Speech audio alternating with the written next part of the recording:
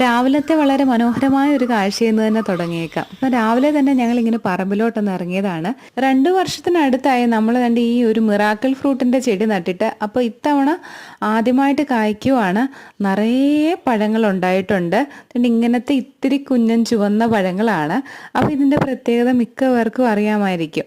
ഈ ഒരു പഴത്തിന്റെ പ്രത്യേകത എന്ന് പറഞ്ഞാൽ നമ്മൾ ഈ ഒരു സംഭവം കഴിച്ചിട്ട് എന്ത് കഴിച്ചാലും നമുക്ക് നല്ല മധുരമായിട്ട് തോന്നും.